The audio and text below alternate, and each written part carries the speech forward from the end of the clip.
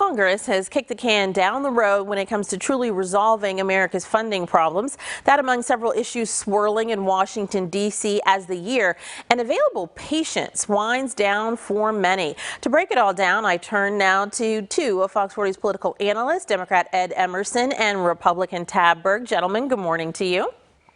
Good morning.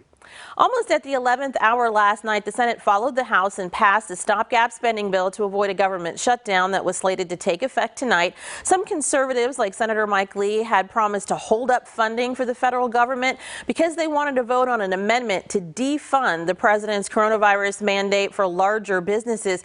Tab, what does it mean that we've put off these permanent funding decisions again and that Republicans kind of gave in about this vaccine mandate issue? Well, unfortunately, Congress has a long record of kicking the can down the road. That's the reason you've seen the powers of the presidency expand by such an enormous rate. But I think, 21 Republicans in the Senate, I believe, crossed over. And I think it was the responsible thing to do. It's like, look, we all got to sit down in a room and figure out how we're going to fund the government as a whole. And let's stop pushing this down the road. They have until February to maybe grow up and have the Congress act like adults. There we go. Ed, your take on this? I agree with Tab. I think the time is good. I mean, they take a huge break at Christmas, which is or the holidays and New Year's, which is okay. But February 18th, February 15th, I think they have to have something together. This was a bipartisan bill that got passed with a bunch of Republican votes in the Senate. And I think it's time, figure out the spending, do something real, and the election consequences be damned. There we go. Well, after Wednesday's hearing before the Supreme Court on the Dobbs versus Jackson women's health case, most legal experts see the mostly hard-right high court reversing Roe v. Wade. The final decision from the court on this is expected next summer, just a few months before the midterms. What will the reversal mean in terms of which party secures control of Congress? Ed? That's a great question, Sinceri. I think it's a Democratic issue. I think our pro-choice base inside the Democratic Party is highly motivated, highly vocal, and raises a lot of money. I think it's going to get folks. I think they're going to overturn it. I think there's no question about that. But I think that it may, and I'm being optimistic here, I think it may energize base voter Democrats in some of these close congressional seats and help us out. I think it's going to be certainly one of the top 2 or 3 issues in the midterm elections. And I think Democrats have a bit of an advantage just in terms of that energized voter base. Tab, what is this reversal or expected reversal? What do you think it will mean for control of Congress?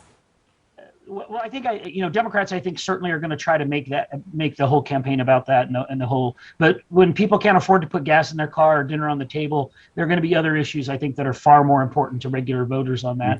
I do agree with Ed that it's almost certain to be overturned. I mean, even in the 1973 ruling, the court recognized the need to the state's responsibility to defend the lives of the unborn.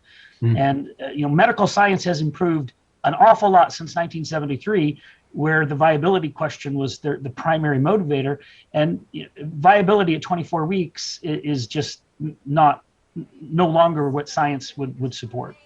Okay. Now, California's former Attorney General, former Senator, now Vice President Kamala Harris has only a 28% approval rating, according to the latest USA Today Suffolk University poll. President Biden says he intends to run for re-election, even though he's 79 now. But there's a lot of chatter about Harris running in 2024, some of it with current Transportation Secretary Pete Buttigieg as a Veep pick, and then other talk positions the two as rivals for the top spot on the ticket. He is besting her and is 12 points above Biden in approval in the most recent Politico Morning Consult poll. Ed, what's your take on this? Well, you give me $1 trillion, I can make myself viable as a candidate for the president of the United States. Okay, we're looking for that. Buttigieg has a great advantage right now as he's handing out cash to everybody, mayors especially at the local level. He's able to get down and talk to these folks.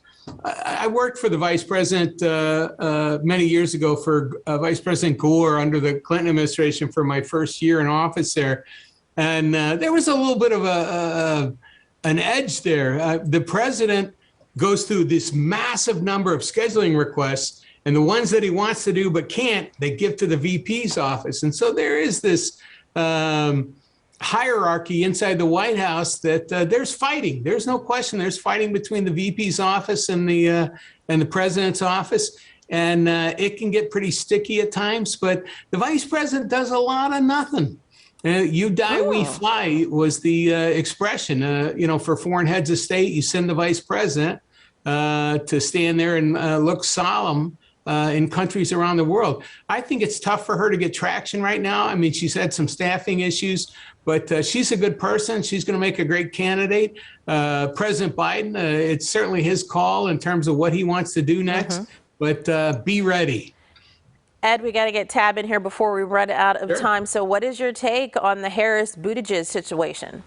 Oh, I can see the conflict in there. I mean, the reality is that, Buttigieg's experience, if he was a mayor in Sacramento County, he would have been mayor of the fourth largest city. So his experience is not that extreme, and he's not that tested. And Harris has had a long record of running a very undisciplined office and being a very undisciplined campaigner. So I suspect there will be a challenge if Biden does run. But I think that the bigger name, the people that are going to be competing when we get close to Super Tuesday, and that is going to be somebody we're not currently talking about. Oh, all righty. There's a prediction. But we'll have to have you back to talk more about that. Gentlemen, thank you. Thank you. Still ahead.